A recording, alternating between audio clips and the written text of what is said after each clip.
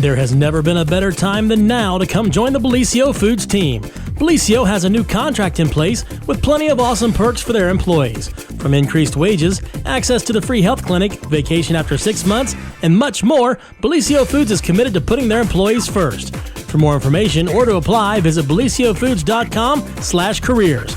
Take advantage of these great new employee benefits and join the Bellisio team today. Visit BellisioFoods.com/careers to learn more.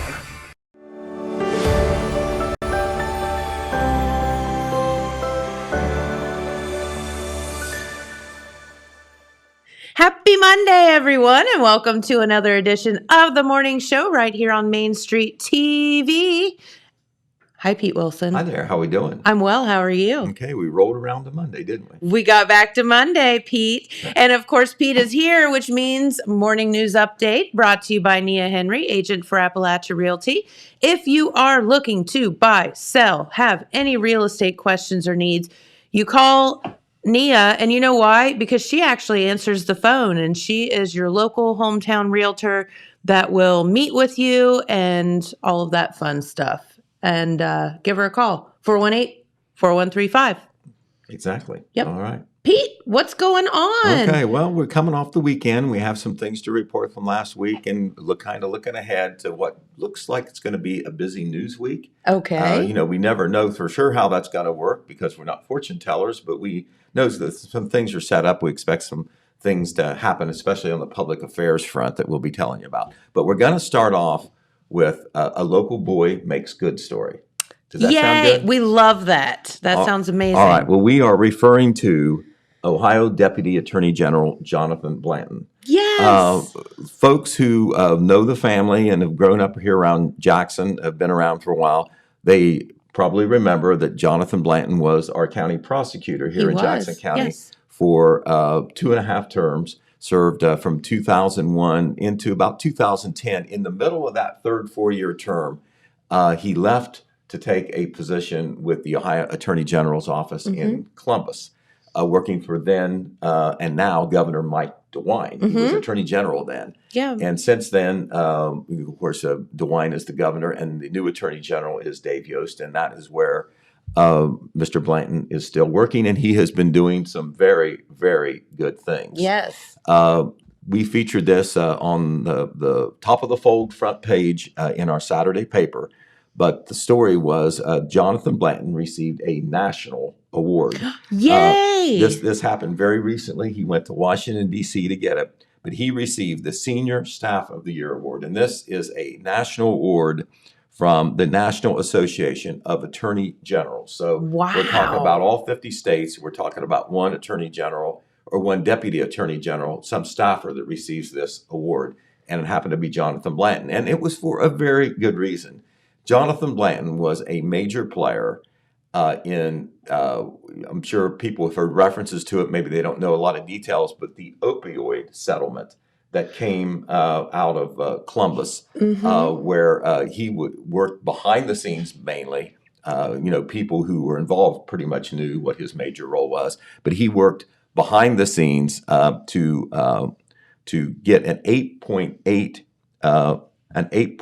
let me get my figure right here, an $808 million agreement, a settlement agreement between the state of Ohio and 3 major pharmaceutical companies that were being held responsible, liable for all the opioid problems that we've had in Ohio and incidentally across the country through all Correct. that. Blanton has also worked with officials, lawyers, and attorney general staffs in other states as well on the federal level. But Attorney General Yost put out this comment, and this was in a statewide news release. We pursued this story, and what happened was the Attorney General wanted to write it himself, and so he put out a story, and we kind of localized it a little bit. But this award was presented in December. The settlement goes back to last September, but this is what Dave Yost said. This is pretty high praise, so I'm going to read it. Quote, "There is no one more deserving of this national recognition than Jonathan Blanton, who he calls JB. I remember a lot of folks call him Jed around here. Yeah. Right. And I'm thrilled that the National Association of Attorney Generals recognized as much.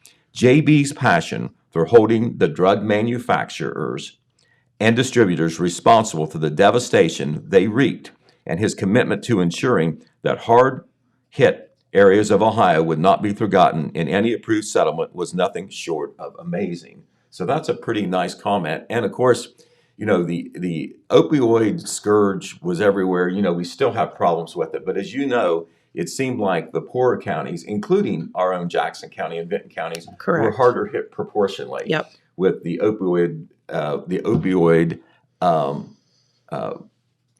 problems. Well, I would call it a epidemic. Really, I think that's the right word to use. And this is to make it simple. This is the abuse of pills, and then the opioid. Correct. The opioid drugs like heroin that have been abused, and this settlement, made the pharmaceutical companies responsible. That money will be coming back to a lot of entities over Ohio, including local governmental entities in Ohio. The Jackson County commissioners are going to receive a very large figure, but they are receiving it over a multi-year period. So each year it won't seem like that much, but it will add up. It will help the county budget. I think the first installment is coming this year. I think it's supposed to anyway. But Jonathan grew up here in Jackson County. He ended up actually graduating from Zane Trace High School. His family moved over there to Ross County for the last 2 years of his high school years. But then after college, Ohio University undergraduate, and then the University of Kentucky for law school, he came back here, got elected as a very young prosecutor in 2000, reelected in 2004 and 2008, and then took the advantage to get a job at the state level. I know from talking to his wife, Susanna, the former Susanna Harley, she is just so proud of him, and she should be. We're all proud of him here in Jackson County because, what he did was a great benefit to not only, this area, but the entire state. And then even on a national level, the collaboration that he had with other attorneys for their settlements across the nation, because he had done a lot of homework on this. And I think it meant something to him because of the adverse impact that has happened in our area with the opioid epidemic. Yeah, and that's no lie. I mean, it's a big deal. Right. And so the Blantons now live in Worthington, him and Susanna.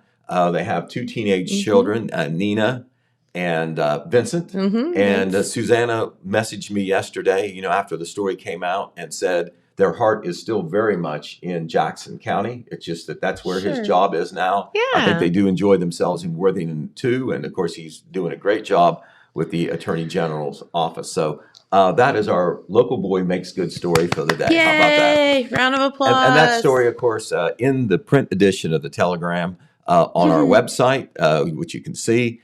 And then, of course, we've shared that to Facebook. You need to be a subscriber to see that story, and it's worth that $1 if you want to put it down to get it. That's right. Or get your online subscription for about $4.95 a month. Yeah, not too much. No, it's not too much at all. All right, well, it was a big weekend, or a big Saturday night in Vinton County at Vinton County High School, because they had the Vinton County High School Athletic Hall of Fame induction.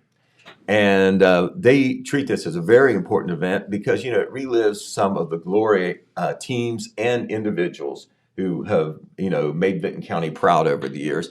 And, if you're watching on Facebook now on the monitor, those are the 3 ladies who were enshrined into the Hall of Fame this past Saturday night, and they're being interviewed by our own Bob Grillo, Yay! The voice of the Vikings. That's right. He interviewed them either at halftime or before the game. I think he got all the interviews in. But from left to right there are Michaela Puckett. She was a great basketball player at Vinton County not too long ago. She's now an assistant coach to the Vikings. In the middle is Maya Ferris, who was a great track and cross country star at Vinton County, especially good in the 800-meter run.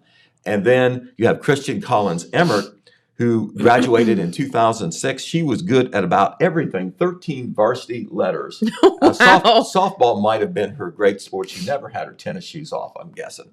But Say not. those 3 were back, great applause to them.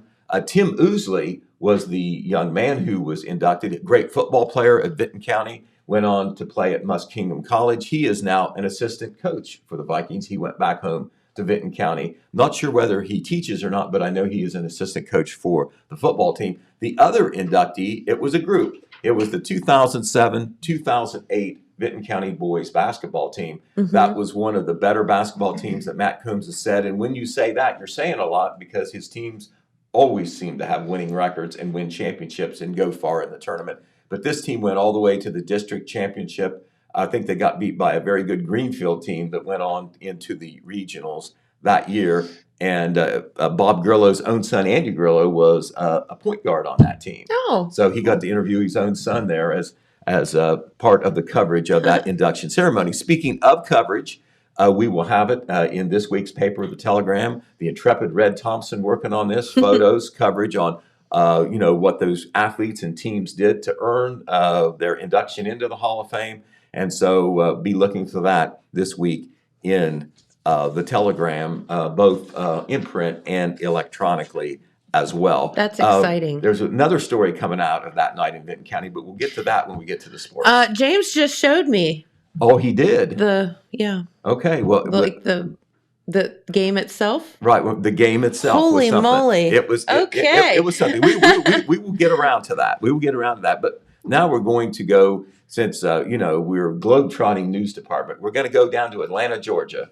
Because this is where, well, not figuratively speaking, this is where the Jackson Vinton Farm Bureau folks were this past weekend. That's right. If you were going to get a national award, have national claim, be held up as an example to the rest of the nation, other people who run farm bureaus all across the country, you'd probably be excited and you'd go too. Well, These are the representatives from the Jackson Vinton Farm Bureau that you can see there, and this is them accepting their award. The local Farm Bureau, and that does cover both Jackson and Vinton counties, won what is called a National County Activities of Excellence Award. And this was an award for their drive-through Breakfast with Santa project. It's been going on 4 years now. They have it at the fairgrounds. They get a great turnout. And the best thing about it is the two great things about it, it's free. So anybody can go. They can get fed. They can see Santa Claus, the Grinch, the elves. They can see live animals. They can see all those things. But the other best thing about it is the Farm Bureau not only does this, but they get partners in the community to help them pull it off because it's such a big thing. It is a huge deal. Yeah, they get business support. They get people giving their time. But it's a great event out there at the fairgrounds. But anyway, the folks you see there in the picture, if you see the picture on your monitor, from left to right, that's Farm Bureau President Mick Scott. Board member Jessica Taylor. Then the man in the middle is the American Farm Bureau Federation President Zippy Duval. And Zippy came by personally. Stop it, James! Zippy Duval. Right. Well, he was there to personally present the certificate. I was going to handle that perfectly fine until James cracks up. Okay. Zippy Duval. That's the name they gave me. Cool. Well, anyway, he's there in the middle. He gave them their certificate. And then you have board member Pam Updike. And then, of course, the lady who makes it all work. Our good buddy. The senior organization director of the Jackson Vinton Farm Bureau. And, of course, she works with the farm bureaus in the entire area. That is Kim Harless. And never know what hat she's going to have on depending on what day it is, right? That's right. School board fair, 4-H, Farm Bureau. All of the, all those things. And grandma now, too. Yes, that's right. I know she's proud of that. All right, so I had to know. Zippy Duval's real name is Vincent Merrill Duval Sr. I think I'll go with Zippy. I like Zippity Doodah Duval. We're going with that, Pete. All right. Change your news story. But anyway, congratulations to the Farm Bureau. Of course, we'll be covering that in our next edition of the Telegram as well. Got some additional information and photos from Kim Harless that she sent me because she's in Georgia now. That is really cool stuff. Right. Not sure when they're going to come back. The convention actually goes through Tuesday. I don't know whether they're staying down there the whole time. I'm thinking Kim may not because she's got a school board meeting that's going to be very important on Tuesday evening. But anyway, we want to also pass along the latest stats that were released by Jackson Superintendent of Schools Phil Howard regarding COVID-19. And of course, all the schools are watching their attendance figures very carefully because of the uptick in the COVID-19 numbers. And, when you have all those people together, even if you're wearing masks, even if you're being careful, even if you have, all the provisions that the schools have set up to try to keep people as safe as possible, in the large group settings, you're more at risk for potential spread. But Phil Howard, and before I give you the numbers, I'm going to give him credit.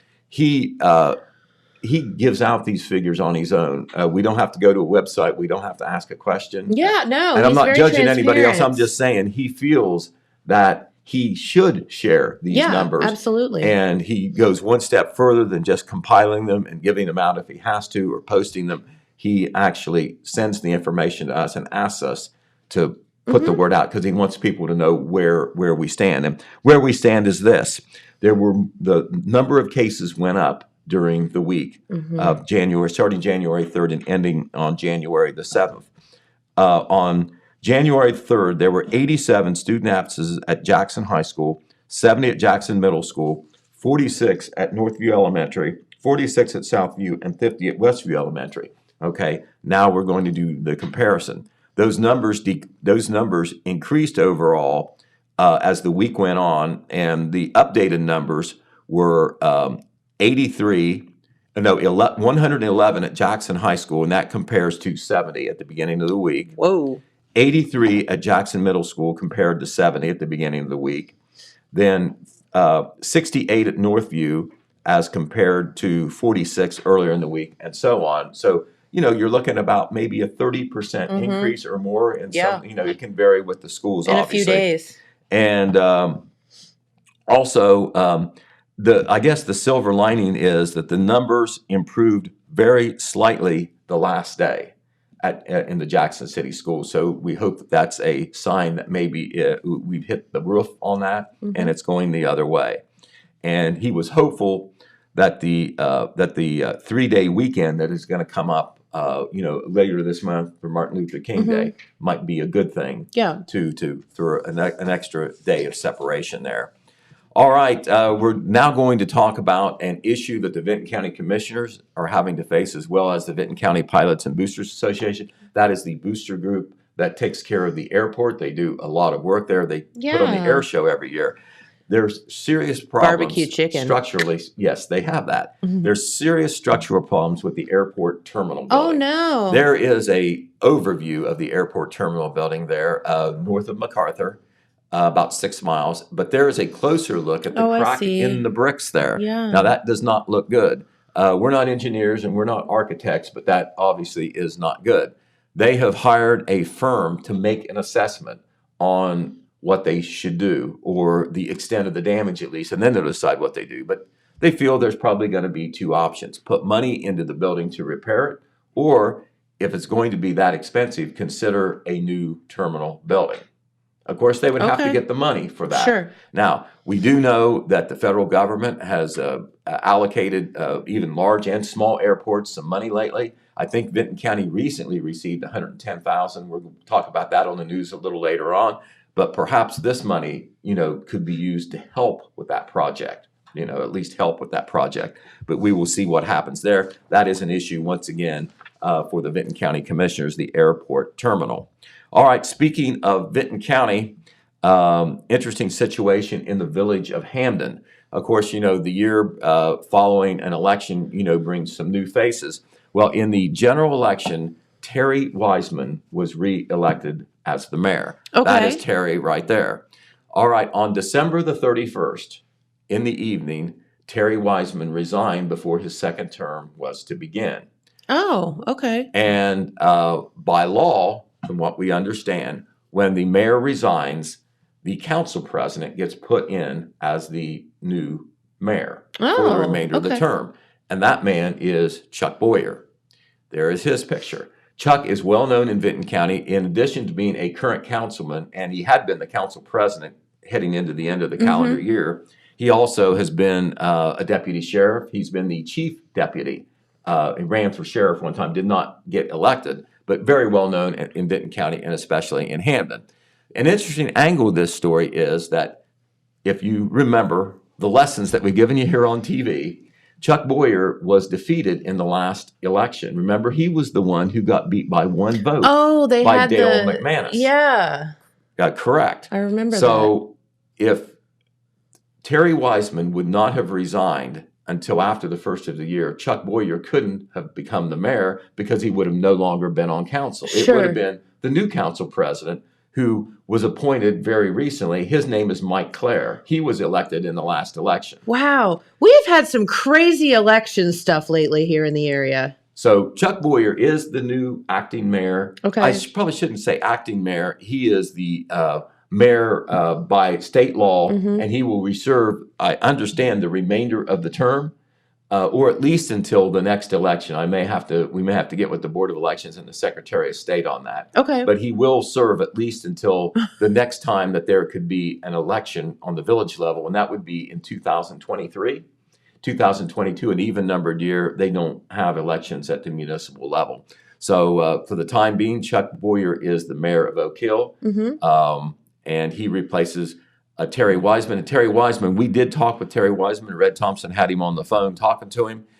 Terry resigned due to medical advice of his doctor. Gotcha. Hamden isn't, it's stressful being the local mayor. You got a lot on your shoulders. There's a lot going on in Hamden right now, not necessarily bad, but they've got a big sewer line replacement project. They're starting a very active situation for the mayor. And the doctor, according to Terry Wiseman, his doctor, personal doctor, said, you don't need this kind of stress right now in your life. And so he resigned, and he felt that Chuck Boyer would be an excellent acting mayor, or temporary mayor at least. And so that explains the timing of the resignation. Totally makes sense. Need to take care of yourself first. Right. And we do also want to report, this just came out this morning from the city of Wellston. Due to staffing, software, and bill provider issues, the city of Wellston is extending the time for paying late water bill fees. I'm guessing that the deadline must have been today or is imminent. Okay. They didn't say when that was, but they have extended it now to 4:30 p.m. on January the 15th. Okay. So, if you had that late water bill and you thought, oh my God, what's going to happen to me? I can't get in there. I can't make the payment or whatever. You have now until 4:30 p.m. on January the 15th. That word just put out this morning. All right. We do want to report that at the next Jackson City Board of Education meeting, this will be their regular meeting. They've already had an organizational meeting. Indications are that a new school treasurer will be hired. We reported last week, reported in the Telegram over the weekend. Not sure I said it when we were talking TV news last Thursday, but they had got it down to 2 candidates, and they had interviewed them again at the organizational meeting, or after the organizational meeting on the 3rd. Indications are now that the board has settled on their favored candidate, and that person, we can't reveal the name because it hasn't happened yet. We expect that person to be hired at Tuesday's meeting, so stay tuned on that. Of course, January, big transition time for our local governments, whether they be city, village, school board, township. A lot of first meetings of the year, a lot of transition, new people going into office, all like that. And we want to run down a little bit of that for you tonight. The Wellston City Board of Education will be meeting at 7 o'clock at the administration office. This will be for their organizational meeting as well as the first regular monthly meeting of the year, Jennifer. 2 new board members are going to go into office. They'll be sworn in tonight, I presume. That would be Roger Rader, who has served in the past, and now he has been elected again, and John Jackson. And John Jackson, you got to love John Jackson. He got elected as a write-in candidate. He did. That is a great testament to his standing and his popularity that he was able to do that, not having the advantage of having your name on the ballot. This will also be the first meeting of the year tonight for Jackson City Council. They will meet 7 p.m. tonight in the City Council chambers. That is in the building where the police department is, right next to the police department. As a matter of fact, we have one new councilman taking office, and that is John Ondera. That's right. John is not exactly a new face. He's a new old councilman. He is the window replacement man in town. He has his own business. He was councilman before. He did not run in 2019. but he's back in 2021. And once again, we speak about respect. He led the ticket as in a 7-candidate field for 3 positions. He led the field, and he will be coming back on. There will be an empty seat at the table tonight. 3rd Ward Councilwoman Debbie Biggs, we recall, resigned because she has moved from the city. They have not been able to have the meeting yet to name her replacement. That would be the Republican Party that is doing that. That's right. It was scheduled and then had to postpone it due to, they think, the Rona and all the other madness it's only going a on. very small group that makes those choices, and because of the coronavirus or exposure issues or whatever. Want to make sure everybody can get there and participate. You can't afford not to have one or even 2 persons not be able to attend. And so that meeting now is going to be on Thursday. I was going to say, has it been officially rescheduled? It has been. Okay. They're going to do it at the Jackson Memorial Building on Thursday evening, and they're going to do not only the appointment for 3rd Ward Council in Jackson, that's a Republican position, but they're also going to do it, excuse me, for the 2 council positions in Wellston. That meeting was also canceled. That was supposed to have been last week. They announced that both of them would be postponed at the same time. Okay. But the Wellston meeting is going to be in Jackson at the same time because it's some of the same people involved on the party side. Okay. But in Wellston, Madison Vance is currently the 2nd Ward Councilman, but she was appointed too late for her name to be on the ballot. So technically, there is no 2nd Ward Councilman right now because her term ran out at the end of the year. Same deal for Lindley Carey, who is the 4th Ward Councilwoman. She was appointed to fill a vacancy last year as well, but her name was not on the ballot, not even as a write-in. It was too late. It was too late time-wise. So no one was able to get voted on for. Right. So we sense. have heard that both of those women are interested in a reappointment. But that doesn't mean that anyone else can't stand up and say, hey, I'd like to be the council person for the 2nd Ward or the 4th Ward in Wellston. And so and the same thing in Jackson, of course, that's an open position because Mrs. Biggs is not, it has resigned and is not seeking the position again. So we know that Madison Vance and Lindley Carey, 2nd Ward and 4th Ward, respectively, in Wellston, are going to seek reappointment, but there could be other folks as well. Remember, they're ward positions. It's a certain geographic section of the city involved there. And the 3rd Ward, I guess, what do? Do you just show up? Do you need to, if you're interested in that position? You can just show up. You can also send in information ahead of time that the caucus, that's who picks it. The caucus, the individual caucuses of the Central Committee of the Republican Party makes the choice. In other words, it's the people who are on the Central Committee who live in Jackson or who live in Wellston only. Gotcha. It's 4 or 5 people that get to make this choice. Okay. And so, that will be this Thursday at the Memorial Building in Jackson that will take place. On Tuesday evening, it will also be the first meeting for Oak Hill Village Council. They meet at 6 p.m. There at the Imogene Brunton Davis Memorial Building on Front Street. New councilman going in there, his name is Brian Trotter. He was elected in the recent general election.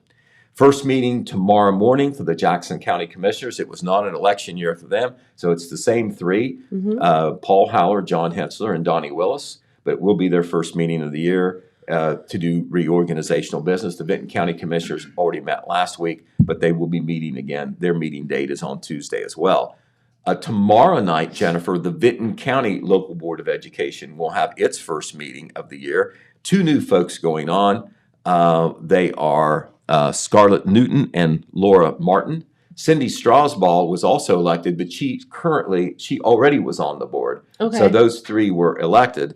It will be kind of strange at the Vinton County Local School Board of Education meeting because 2 longtime members will be making a new president and officers and doing the reorganizational business, and then they'll have their regular monthly meeting as well. They meet at the county office, the county school office, which is on High Street in MacArthur. I believe that meeting is set for 6:30, and I believe they might have a preliminary meeting at 6:15, Records Commission or something like that. It's pretty routine stuff, but the meeting itself will start at 6:30, organizational, followed by the regular monthly meeting. All these first of the year meetings are it's just a lot because they're all starting new and getting kicked off for the season. So for the year. It is. And I mean, it's notable who's going on and who's not on there anymore. And, you might have some shifts in direction. because Yeah. of different folks that are in there. Absolutely. So we'll look to see what the initiatives are and what the direction are for all these public affairs. And I want you to know that at the Telegram Total Media, we go to these meetings. We go to all of them. We see firsthand what goes on, and we try to report on it. That's one of our roles in the community, and very serious about that, trying to hit all the meetings. The Oak Hill School Board will have its first meeting on Wednesday at 5:30. That will be in the high school, middle school library. And 3 folks were elected in the last election, but they are all very, very familiar faces. Joe Elsess, Mike French, and Paula Stewart. Yep. It seems like that Elsess and French particularly have lifetime appointments. They have been on there for over 20 years. They've been there a little while. That, of course, is a testament to their standing in the community. People don't even bother running against them. Yep. Paula Stewart has been on for, I think this might be her 3rd term. Several terms, yeah. Right. So she's been on there a while representing Bloomfield Township and the ladies. So she will be on there, and that will be their first meeting of the year also at 5:30. The Wellston City Council was supposed to meet last Thursday, but they didn't because of COVID. The Rona. Right. And that was, I think, more of a safeguard than a problem as far as people not being able to attend. But I don't know that for sure. But they, were trying to be careful on that. There will be 2 new members, 1 new member going on there, Teresa Pond Lamaster, who got elected as an at-large councilwoman, and Angela Spangler, who got elected to First Ward councilwoman, taking the seat that Keith Willem held for many years on the First Ward. So 2 new women going on. And remember, very interesting, all the women there in Wellston. It's very likely that Madison Vance and Lindley Carey will maybe get reappointed, depending on if there's other folks that want the It's the ladies show up there. Love it. It is. So good. Charlie Hudson told me that for the first time in history, that he knows of, this would be Wellston City Council with a majority of women on there, and they all have college degrees, and I think several of them have master's degrees. Yeah. So very qualified. These ladies are going to show Mr. Hudson who's boss, aren't they? Yeah, we'll see how that works keep out. Charlie in line up there in put Wellston. This way, I think he respects. I think he respects their experience and their education. Yes. All right, we'll say that. All right, so that's all the meetings that are going on this week. Hey, one other thing we want to say. Just a few. You're right. We would be remiss if we didn't say this. And this was actually yesterday, but we want to acknowledge it. Yesterday was Law Enforcement Appreciation Day. Yes. And, after, the national climate and on the local level, all that they have to do. And we know firsthand because, we keep up with the reports and all. And that's just scratching the surface of some of the criminal activity that takes place, here in Jackson County. You got to tip your hat to those guys. It sounds like a cliche, but it is true. They go to work every day and they never know the dangers that they might face. 100%. We all work hard, but we don't have to worry about maybe somebody threatening us, right, or getting shot at, pulling a gun on us. Yeah, for sure. Those men and women, it's not unusual for them to be threatened. And when somebody says that they're going to do something, how do you know that they won't? You don't. You live with that. Their families live with that. 100%. When they walk out the door every day, you never know. Right. So our hat goes off to our sheriff's office and our police departments. Yeah. Our Highway Patrol, municipal court, folks. Probation folks. Yep. All those folks who could be called law enforcement. Yep. Thank you. Exactly. That meeting, by the way, that we referred to, Jennifer. It's going to be at 7 p.m. at the Memorial Building. That's to appoint the 3rd Ward council position in the city of Jackson and the 2nd and 4th Ward council positions in Wellston. Remember, these have to be Republican positions because the seats were vacated by Republican office holders. Okay. So we'll see what happens there. All right, we have a traffic change in the city of Jackson. You drive through Jackson, you'll want to be aware of this. It's at the intersection of Bridge, State, and Walnut Street. Okay, think where the old service station, the old gas that they station tore, that they just tore down. up, and now it's grassed It's kind of over. like a Y intersection, right? And something the mall, very near the mall where Giovanni's Pizza is. Okay, you remember, and here are 2 illustrations. This is the intersection as you're on Bridge Street looking towards State Street. If you're looking straight, that's Bridge Street, the small part of Bridge Street before it ends and runs into west. If you go to the right, that's State Street. Yeah, and if you think about it, that gas station was sitting right in front of you. Exactly. Before it got torn down, Right. if that helps you. And Giovanni's is on your left-hand Right, yeah, side. you don't see that. And just to the left there, you don't see the Walnut Street intersection. Correct. That's a little stub that comes right into Bridge Street. That's not that much of a concern on this traffic pattern because it's one way and you cannot turn from Walnut onto Bridge. You can turn from Bridge or State onto Walnut and go that direction, but you cannot turn. The Walnut Street traffic cannot turn onto either State or Bridge, so that's not a concern in how this traffic works. But this is important, because if this has been this way if for you've lived here for a long years. time, it makes a difference. No traffic lights are at that intersection now. What? You see the one traffic light that's bagged there? Yeah. Okay. All three of them. That one traffic light apparently got knocked down in an accident. Now the other two are back. They were all wired together. They worked in concert. So temporarily they were out of action anyway. So they had to come up with something. Okay. But Jackson Mayor Randy Evans says this may be the new permanent traffic pattern. They're announcing it as a change. But this is the graphic. The stop sign is there on Bridge Street on the other side of where the gas station was. Okay. That's coming from West Street. That's the only traffic control right now at that intersection, a stop sign. That traffic on Bridge heading past the mall, Giovanni's, and towards Pearl Street, you've got a stop street there. If you're on Bridge, you no longer have to stop at a traffic signal. I see. Okay. And if you're on State coming onto Bridge, you no longer have to stop. You can't turn. You can also turn right onto Bridge, but that's a right-hand turn. That should be no problem. Okay, so I see what they're doing. There also was a traffic light. There was a traffic light where that stop sign was on Bridge on the other side of the intersection. That's gone too. All right, or it's bagged. But there's a stop sign there. There's a stop sign instead of a traffic light. But then on State Street, you remember, there was a traffic light there right before you got to where the station lot is, actually. Yes. That's the one that I think got knocked down. I didn't see it when I drove through there the other day. Okay. And that has caused all this impromptu traffic change that they had to do something temporarily. I mean, it makes sense because... Yes, you can see the traffic light. The vertical traffic sign is not an overhead traffic signal. So in that picture, if you see the White House kind of over to the left, that would be where the stop sign That is what exactly. That is where the stop sign is. And that's going to be the only thing there. Right. Now, this isn't a final thing. They may put other things that are being considered, and now this is not anything they've done, but they're trying to muse over the best thing to do. They may have to put a yield sign there on that Bridge Street traffic approaching the intersection, because what if you want to go straight through on Bridge Street and somebody is coming off State Street? Yeah. Right. They don't want to put a stop sign there because I think most of the traffic is coming that direction. So they may go with a yield sign. That's a possibility. Or they may have to put up a stop sign, or maybe they'll put a traffic signal back up. Okay. That's not their leanings right now. Also, if you look at the other part of Bridge Street on the other side of the intersection, away from Giovanni's on the other side of State Street, they are thinking about making that one way. So so the traffic cannot. The traffic would be one way there. I'm not sure which way they're talking about. That's such a bizarre. But that would cut down the traffic too. I grew up right there, so I understand I grew up there, so it makes sense to me. But that is such an odd.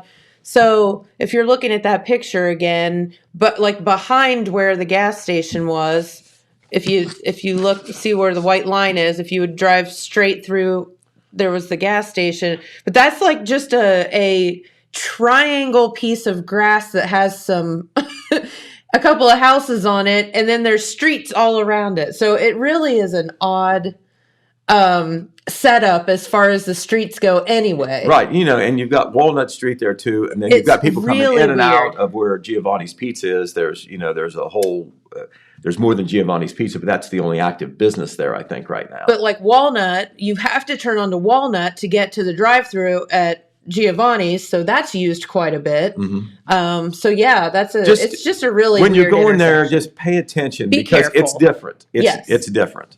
All right, and if you've spent a lifetime driving through there, sometimes sometimes you don't think about it. Well, and that's the problem too.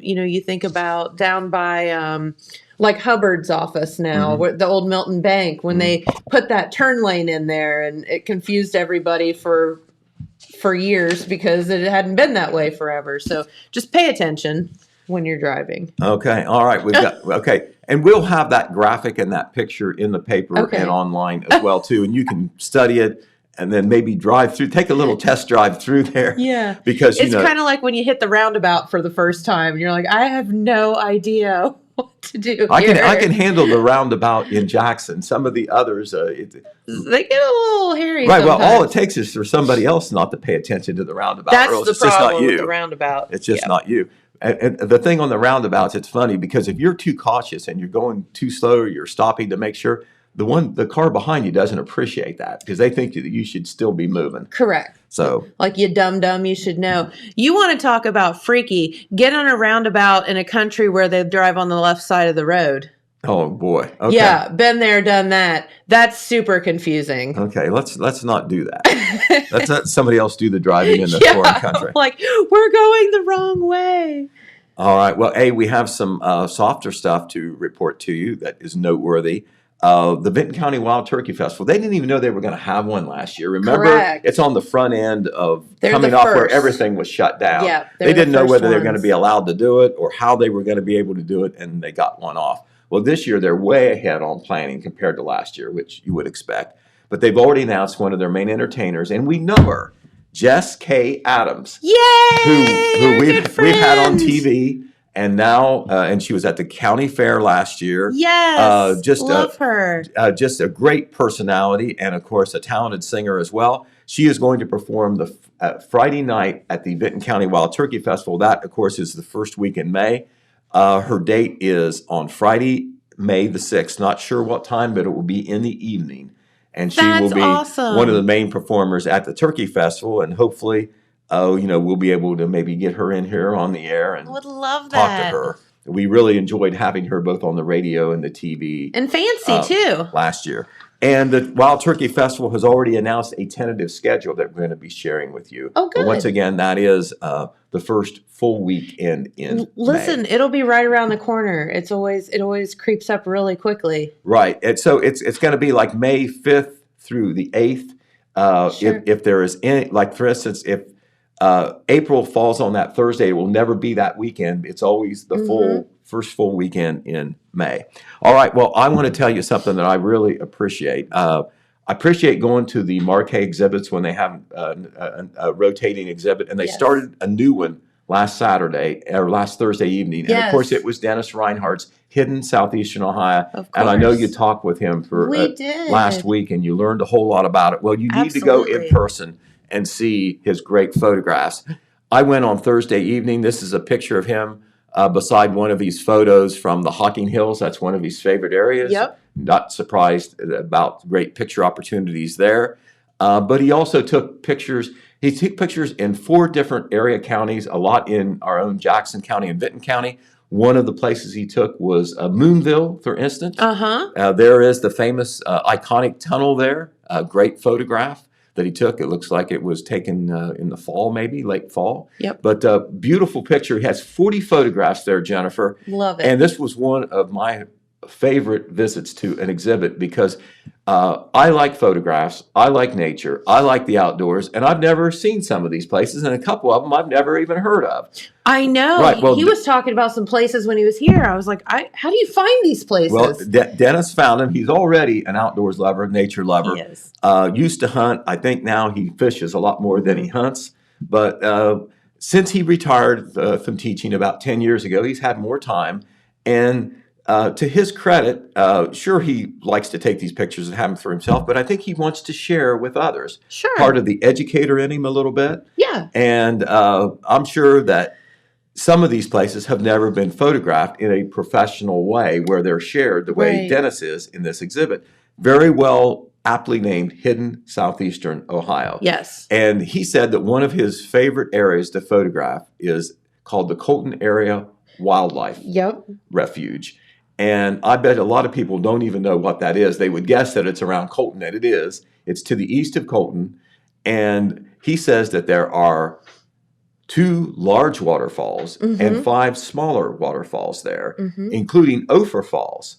And one of these pictures is of Ophir Falls. You have Ophir Falls at 4 below, where, it's mostly frozen. Yep. So that got me, it was a great lesson in geography. A lot of people were there, even though we had the snowstorm that night, 20, 25 people Correct. there. It was a great turnout there.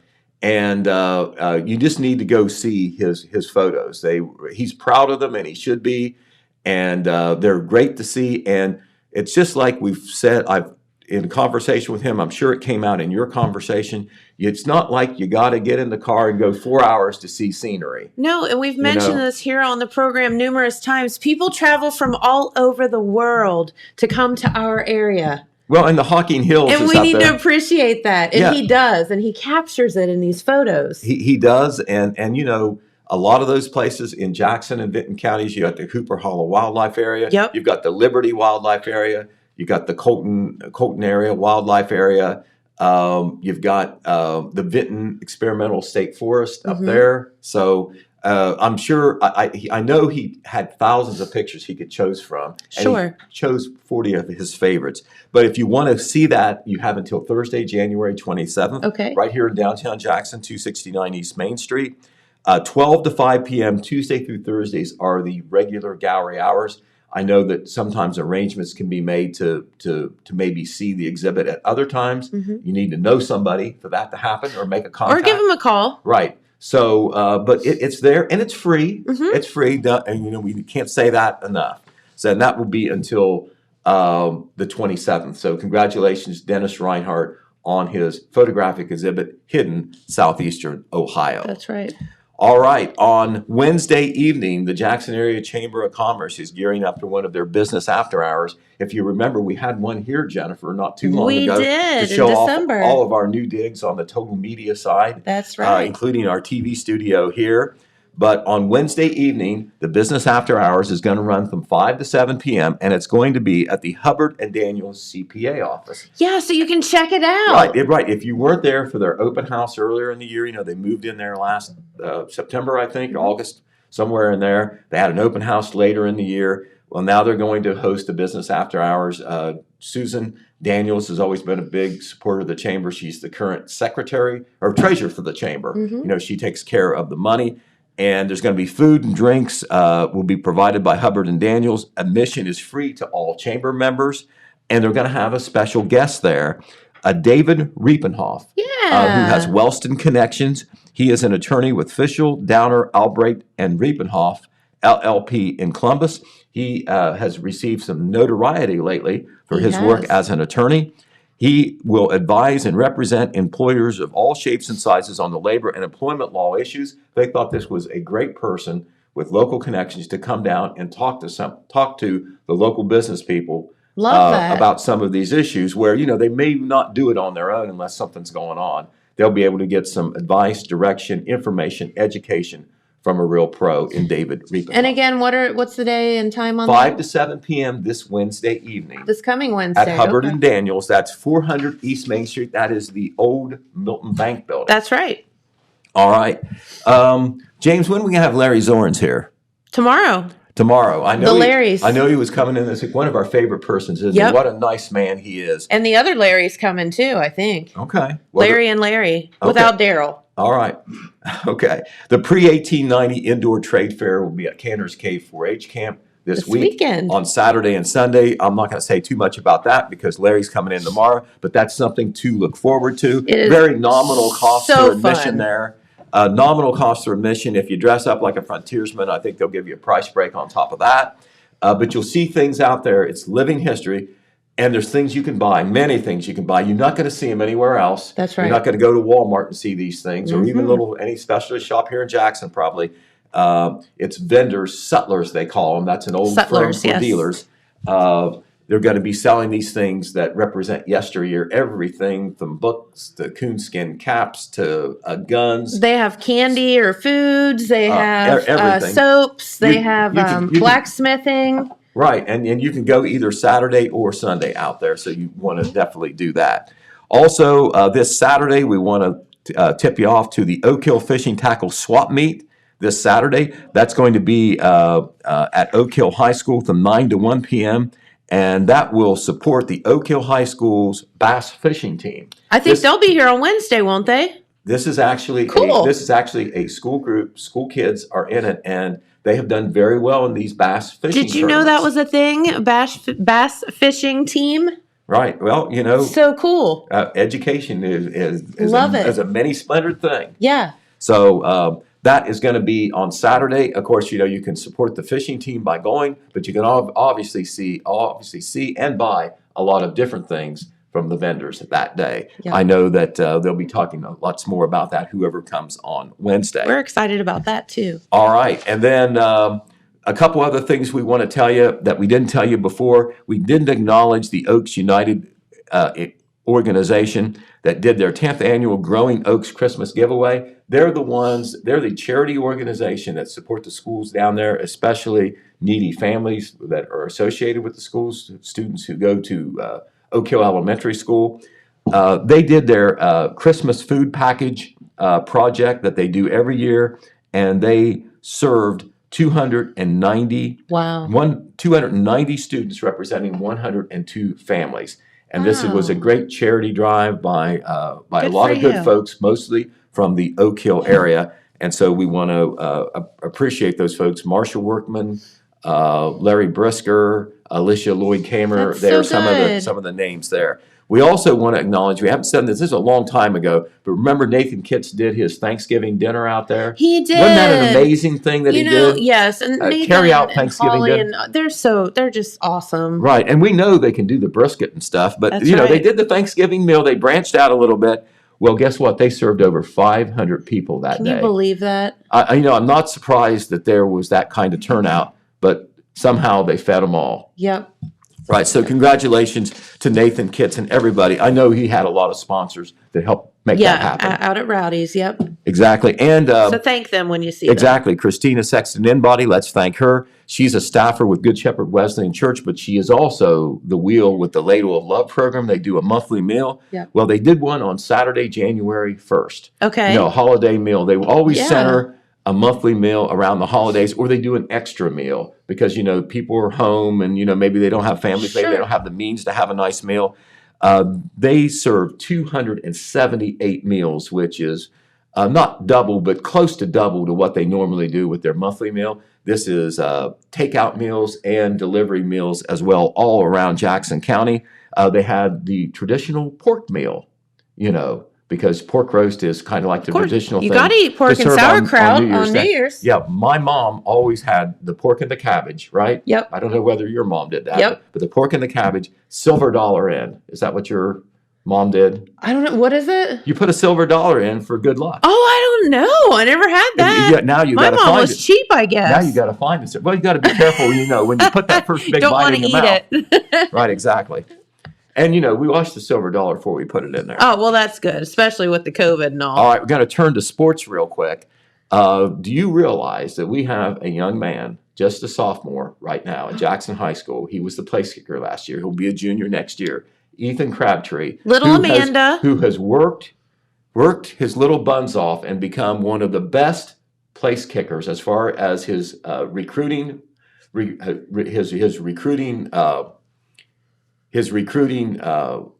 evaluations. Yeah. He is rated 4.5 out of a 5 scale. He is considered the 23rd best kicker in the sophomore class in the nation, not in the region, not in the state.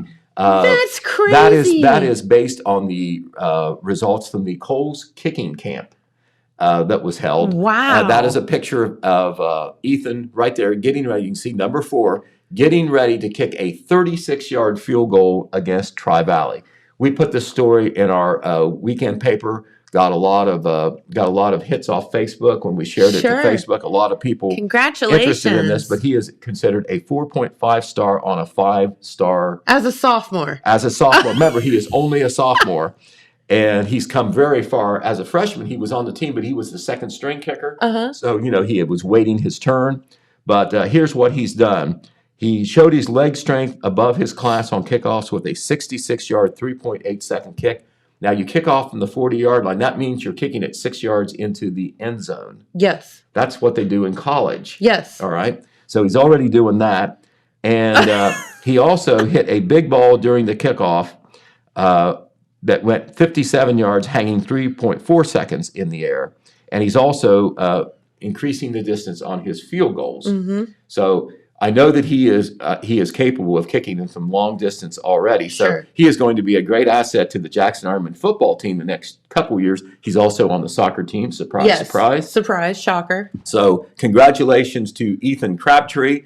I don't know whether our own Amanda Crabtree kicked the ball in high school or not. I'm guessing that she didn't. I think she cheered for the guys that did kick the ball. I know that H.D. Crabtree could do a lot of things with a tennis ball. With a tennis racket. Right. Yeah, the athleticism comes honestly there. But congratulations to Ethan Crabtree for what he's done. And I know, even though he obviously has some talent, he has worked to develop his talent. Absolutely. All right, so congratulations to him. Also, remember we were talking about Cameron Zinn, who was in line for best small forward in the state. You can go Yeah. vote on it. She won! Yay, Cameron! Right, Woo! right. She's a senior forward at Vinton County High School. She easily outdistanced everybody, so they must have listened to all of us. That's right. When we said vote for Cameron.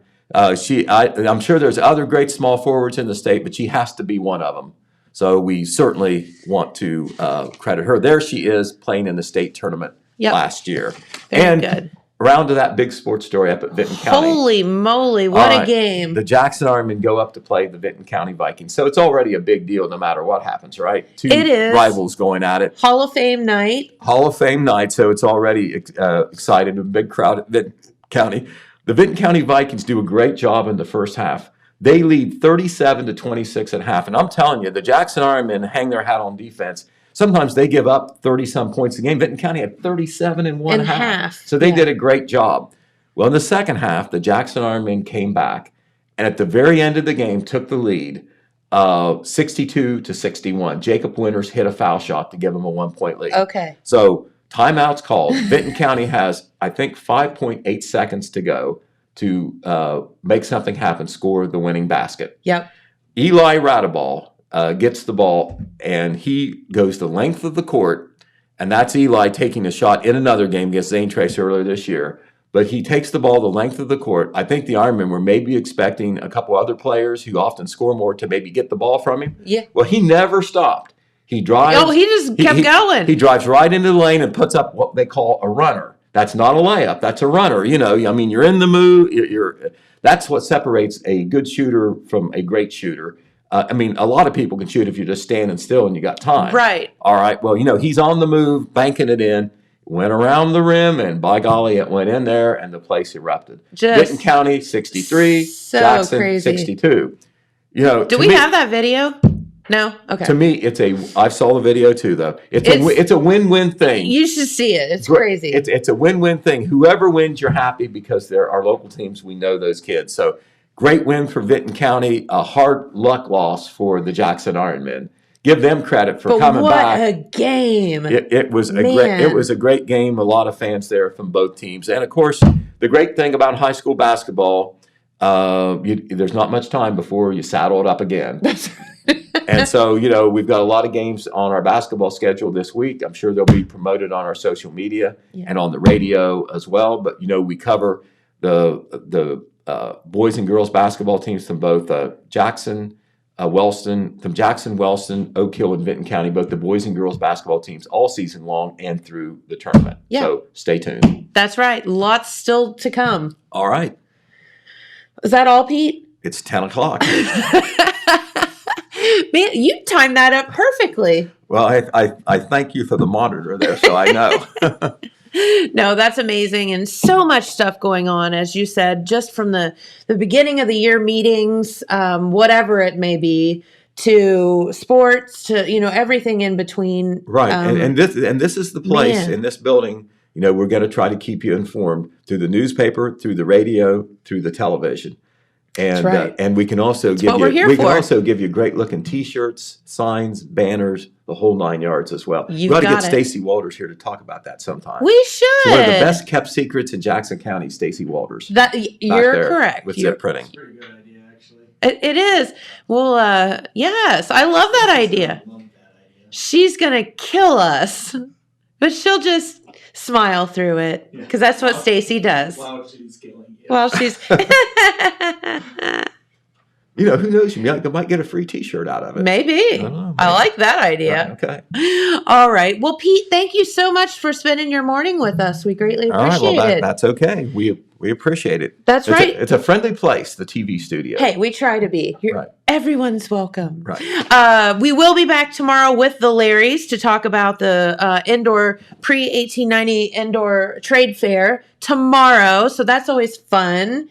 And so we'll look forward to that. Anything else, James?